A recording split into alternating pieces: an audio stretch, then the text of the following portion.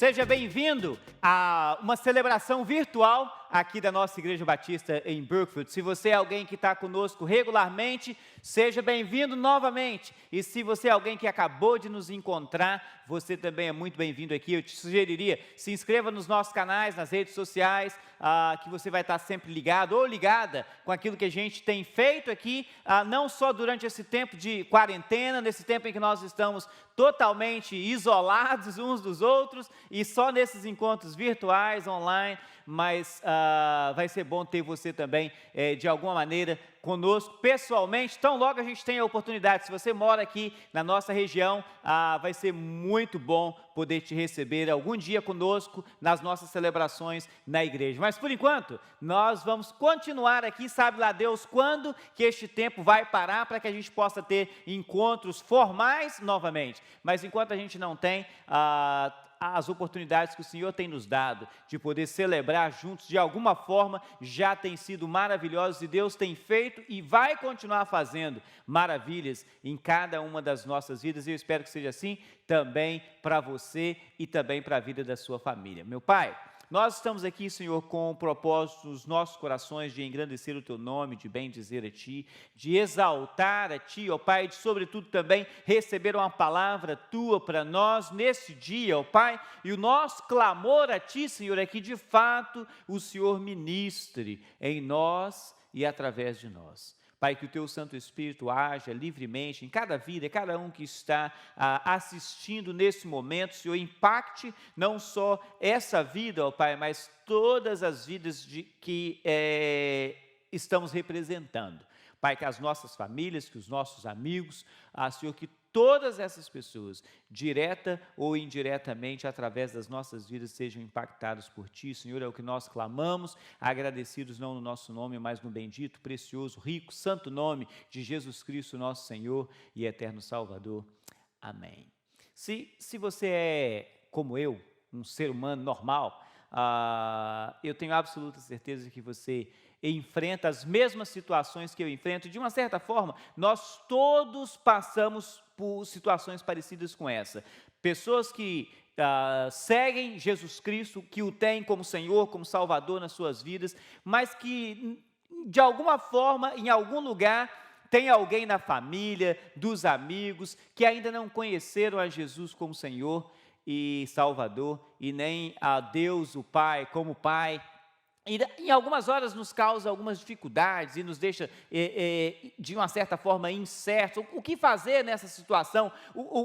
Como proceder para que essas pessoas consigam encontrar o Salvador e, principalmente, momentos como são esses momentos que nós temos certeza de que este mundo está caminhando para um final, nem que seja um final da maneira como a gente conhece, aqui as coisas estão indo para uma nova fase e ainda continuamos tendo pessoas que não conhecem ao Senhor como Salvador. E na realidade, essa é uma indagação que ela começa a se tornar um pouco maior quando essas pessoas são pessoas mais próximas de nós. Cônjuges, pais, filhos. E o mundo que a gente vive hoje é um mundo não muito diferente do mundo da antiguidade, do mundo dos tempos em que os textos bíblicos foram escritos, e em algumas vezes a gente vê famílias, pais, mães, que servem ao Senhor de alguma forma e de alguma maneira, em alguma posição que dá destaque, sejam pastores, sejam líderes de alguma maneira, sejam cantores, e às vezes os seus filhos, as suas filhas, não servem ao Senhor como eles gostariam que o servissem e como nós, outros cristãos, também gostaríamos que servissem. E a gente entra com diversas perguntas, diversas situações, e talvez eu pudesse até dizer que existe uma certa resistência de algumas pessoas próximas a estar na presença do Senhor, a buscar a presença do Senhor, e talvez você seja alguém que é íntimo do Senhor, seja alguém que vive uma vida próxima do Senhor e sente de alguma forma essa resistência na sua família contra você, não é contra você, é contra o Senhor, mas você sente isso e de alguma forma isso te deixa entristecida, entristecido, ou talvez, pode ser que você seja a pessoa que está um pouco distante talvez cresceu num ambiente onde a palavra de Deus era ensinada, era estudada, e que agora não está vivendo dentro desse mesmo molde, e talvez a sua pergunta pessoal nessa resistência seja, o porquê que eu deveria fazer isso? Por que eu deveria seguir? Por que eu deveria experimentar essa vida ou continuar nessa vida de um suposto relacionamento com Jesus Cristo? E na realidade, se você passa por situação parecida com essas, na realidade você não está sozinho, né? Não só outras pessoas enfrentam as mesmas situações, como na realidade o próprio Senhor Jesus Cristo enfrentou essa situação dentro da sua casa. E eu vou te dar uma ideia, um spoiler da nossa ideia de hoje, e o texto de João 7, verso 5, que é parte do texto que a gente vai ler, diz que, pois nem os seus irmãos criam nele. E imagina você, Jesus, o Salvador, o Senhor do mundo, alguém que foi prometido, os seus pais receberam visitas angelicais, a promessa de um nascimento totalmente diferente, e agora nem os próprios irmãos creem nele. Nem os irmãos criam nele.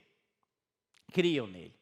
A realidade é que essa situação não é nova, essa situação não é diferente, ela não é uma coisa do século 21, os filhos se distanciarem de caminhos onde eles foram ensinados, ela não é uma coisa nova de agora.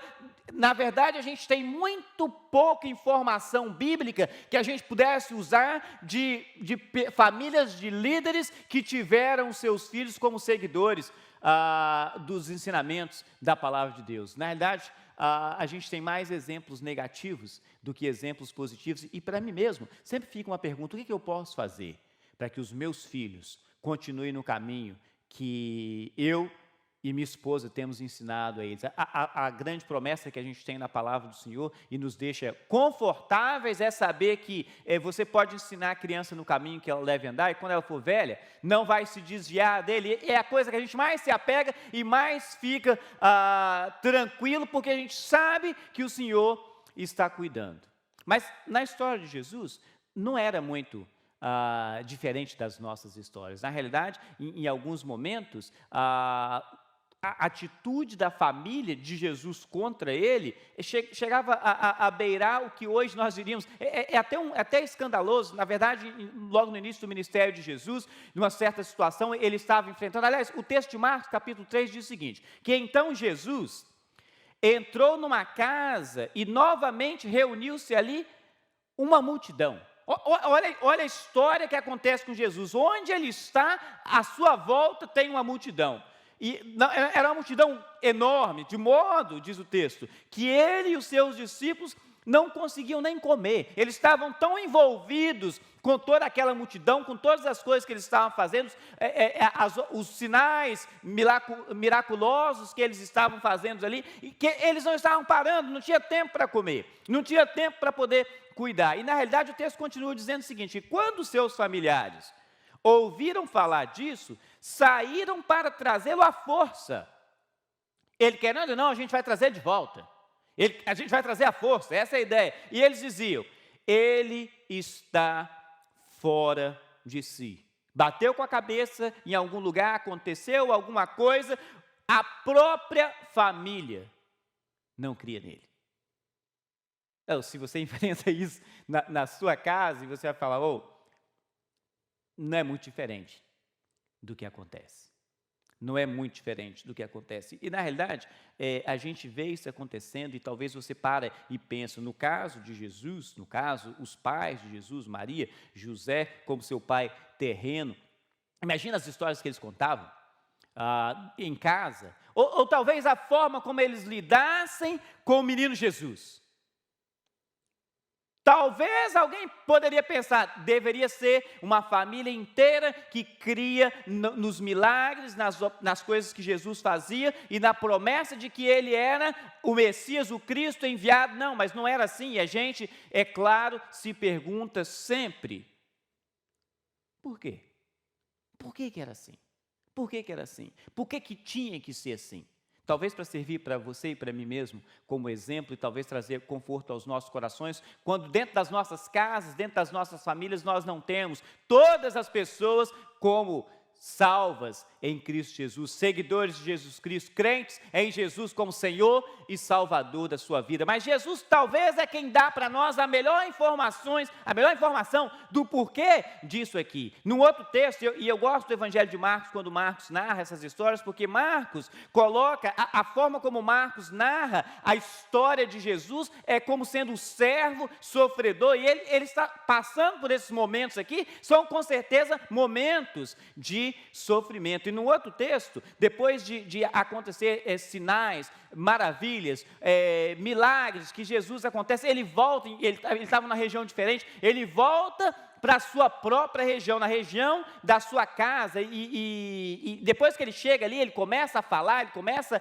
a operar, e o texto de Marcos capítulo 6 diz o seguinte: de onde lhe vêm essas coisas? Perguntavam eles, as pessoas que estavam à volta. Que sabedoria é esta que lhe foi dada?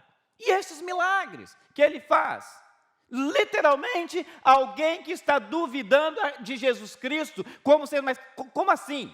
A gente sabe quem é esse sujeito, a gente sabe de onde ele vem, a gente conhece a sua história, e a essa altura, Jesus já tinha mostrado o seu poder sobre doenças, sobre demônios e até sobre a própria morte. O texto anterior a esse daqui é Jesus ressuscitando uma menina, trazendo de volta à vida alguém que já não tinha mais esperança, e eles começam a se perguntar, como assim? Não estou entendendo. E eles continuam, não é este o carpinteiro, filho de Maria, irmão de Tiago, José, Judas e Simão? Judas aqui não é o Iscariotes, é outro Judas. Aliás, os 4 irmãos de Jesus, com nomes muito comuns para a época deles, Tiago, José, Judas e Simão, não estão aqui conosco as suas irmãs? E ficavam escandalizados por causa dele. Não dá para entender, como assim? De onde saiu essas coisas? A gente sabe quem é ele. A gente sabe quem é ele. A gente sabe que ele é uma pessoa comum. A gente conhece os seus pais, conhecemos seus irmãos, conhecemos as suas irmãs. Não dá para entender. Mas aí então Jesus vem e diz para nós exatamente a razão, exatamente o porquê. E repare as palavras de Jesus quando ele diz: só em sua própria terra, entre os seus parentes, em sua própria casa, é que um profeta não tem honra. É só aqui, na sua própria terra, entre os seus parentes, na sua própria casa, que um profeta não tem honra. Um profeta não tem honra. E o texto termina dizendo que ele não pôde fazer milagres ali, nenhum milagre, exceto impor a mão sobre alguns doentes e curá-los, e ele ficou admirado com a incredulidade deles. Seus amigos, seus parentes, os familiares acham que ele está fora de si, são pessoas comuns, ele é pessoa comum, como assim? Como é que essas coisas podem acontecer? E na realidade isso aí me faz perguntar para mim mesmo, e talvez perguntar para você: o que é necessário? O que é necessário acontecer para que alguém possa quebrar a resistência e estar pronto para seguir Jesus? Alguém de perto? Talvez familiar? Talvez seja a sua história, o seu cônjuge. Talvez seja a sua história, os seus filhos. Talvez seja a sua história, os seus pais, os seus irmãos. O que é necessário acontecer para alguém quebrar a resistência e estar pronto para seguir Jesus? A história nossa de hoje, que pega todo esse pano de fundo, ela está em João capítulo 7, ela começa dizendo o seguinte, que depois disso, Jesus percorreu a Galileia. E depois disso aqui, para você poder saber exatamente o que estava falando, depois disso, depois da primeira multiplicação dos pães, que é o texto que vem imediatamente antes, primeira multiplicação dos pães, depois de Jesus andando por sobre as águas, depois de Jesus se autodeclarando como o pão da vida, e as pessoas não entendem muito bem o que ele quer dizer com aquilo, e eles começam a se distanciar dele, porque ele fala que a carne dele é comida, que o sangue dele é bebida, e ele fala algumas coisas, as pessoas não conseguem entender muito bem, diz, é difícil escutar essa palavra, eles se distanciam. Jesus pergunta para os seus discípulos, vocês também não querem ir? E eles falam, Senhor, para onde a gente vai? É só o Senhor que tem palavra de vida eterna? Então entra esse texto. Depois disso, Jesus percorreu a Galiléia, mantendo-se deliberadamente longe da Judéia, porque ali os judeus procuravam tirar-lhe a vida. E ele não está com medo dos judeus, ele não está com medo de eles o matar. Na realidade, ele sabe que essa não é a hora, e talvez a maneira como eles estão pensando não é o modo, porque não é o tempo dele, não é a hora dele, que aliás ele fala isso em diversas ocasiões, até que ele está pronto para o seu momento de cruz, o tempo inteiro, desde o primeiro milagre, ele fala, ainda não é a minha hora. E aqui ele evita os judeus, porque não estava na hora dele, eles já estavam tentando matá-lo. E ele está aqui, nesse momento, evitando as coisas, mas chega um momento em que as pessoas estão indo para Jerusalém. O texto diz o seguinte, mas ao se aproximar a festa judaica das cabanas, ou a festa dos tabernáculos, em outras versões diz assim, os irmãos de Jesus, a gente conhece quem são eles, os 4 irmãos de Jesus, as irmãs de Jesus, lhe disseram, ei, você deve sair daqui e ir para a Judéia, para que os seus discípulos possam ver as obras que você faz. Irmãos de Jesus, dá até uma certa impressão de que o que eles estão falando aqui é uma palavra de apoio para ele. Vai para lá, não fica só aqui não, aqui é um lugar pequeno, as pessoas não estão vendo o que você pode fazer, mas olha como que eles se distanciam, para que os seus discípulos, eles não estão incluídos aqui, eles estão fora dessa história, as pessoas que te seguem, as pessoas que andam com você, eles possam ver as obras que você faz. E eles continuam, ninguém que deseja ser reconhecido publicamente, alguém que quer se aparecer, ninguém que quer se aparecer age em segredo. Visto que você está fazendo essas coisas, mostre-as. Mostre-se ao mundo. Na realidade, o que eles estão fazendo aqui é uma zombaria com Jesus. Esse monte de milagre, eles achavam que Jesus era uma farsa, que ele estava enganando as pessoas, que era simplesmente um truque, uma mágica, alguma coisa. Ei, faz isso publicamente, faz onde tem gente, não faz aqui onde é pouca gente, onde é um lugar pequeno, faz lá no lugar grande, onde vai ter muita gente que vai talvez poder se opor. É o que eles estavam dizendo aqui. E esse próximo verso, você já sabe, e é o verso que nós abrimos, eu te dei como ideia.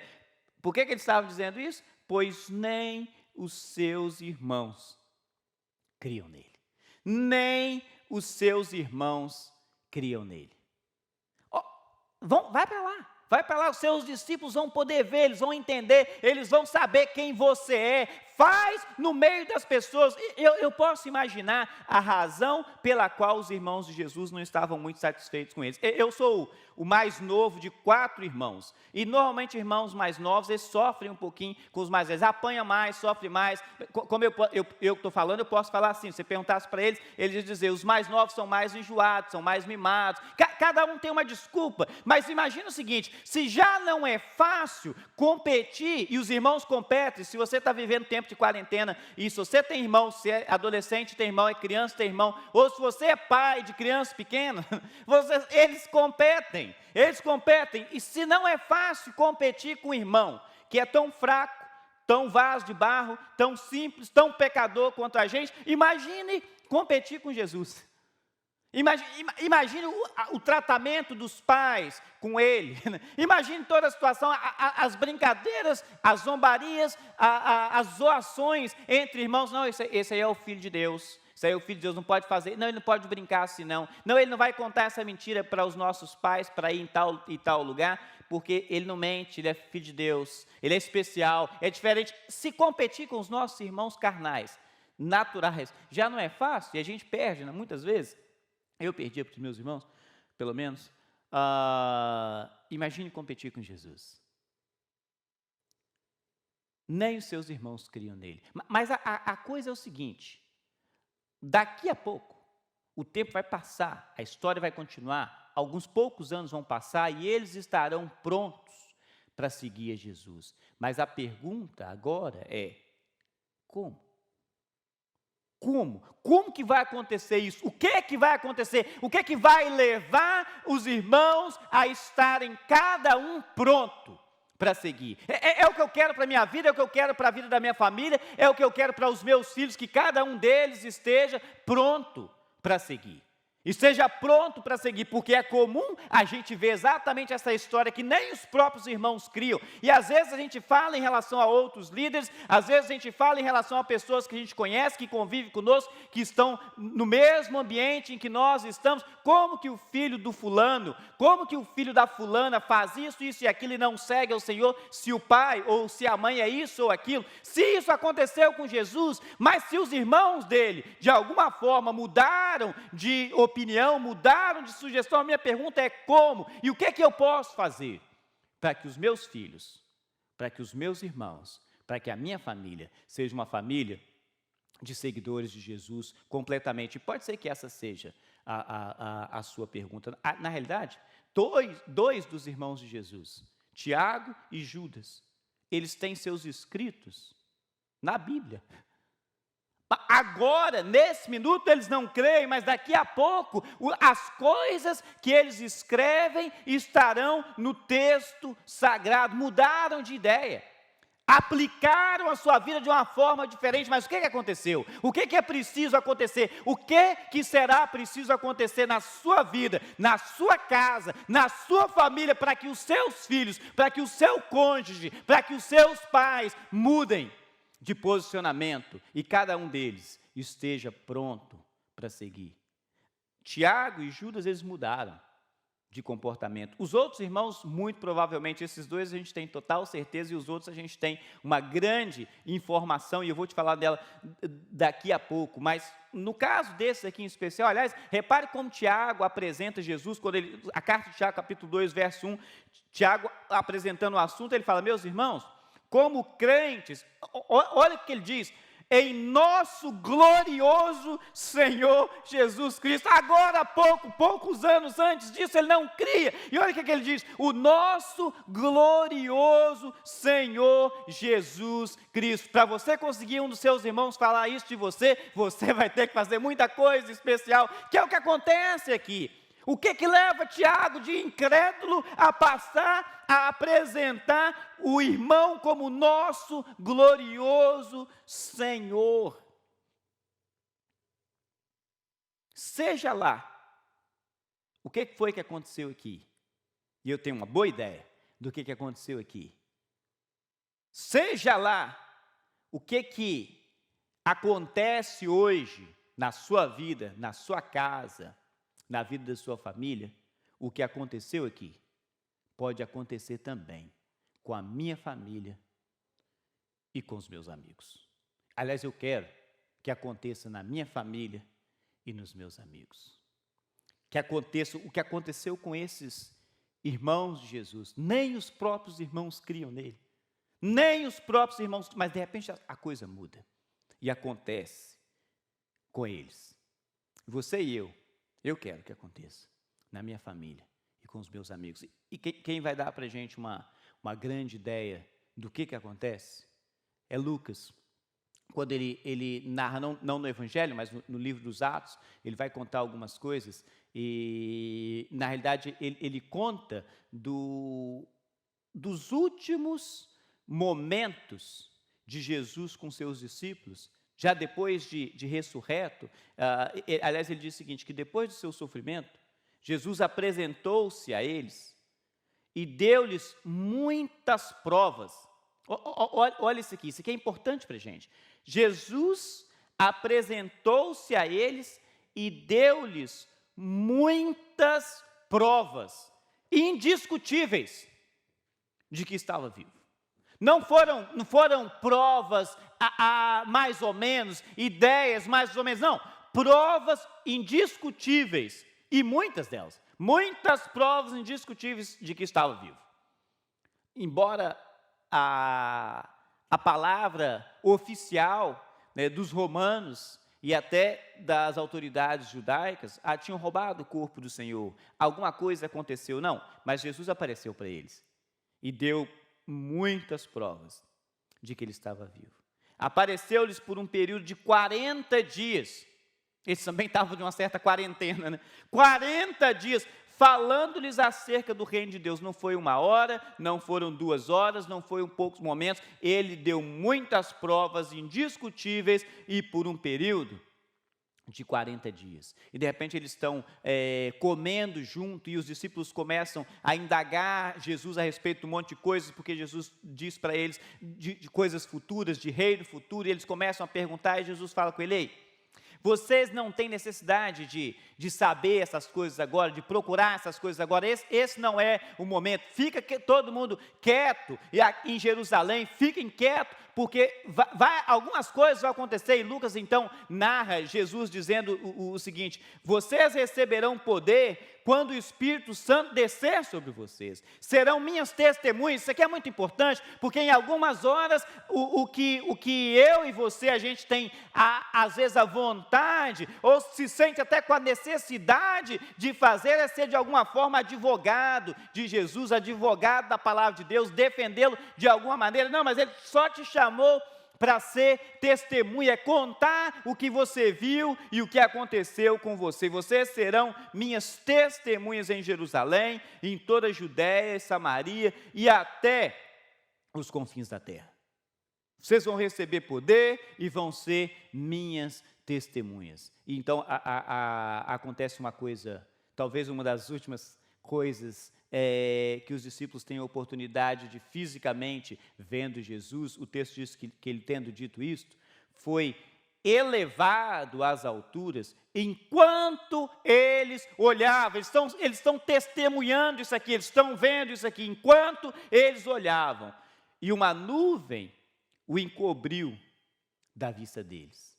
Eu fico olhando e lendo esse texto e eu consigo desenhar na minha mente toda essa cena acontecendo, eles ali tentando agora vê-lo, e a nuvem o encobre, e o texto continua dizendo que eles ficaram com seus olhos fixos no céu. Eles não tiraram o olho dali mesmo, enquanto eles já não estavam mais conseguindo ver, porque Jesus já tinha sido encoberto por uma nuvem, mas seus olhos fixos no céu enquanto ele subia, e de repente surgiram diante deles 2 homens vestidos de branco.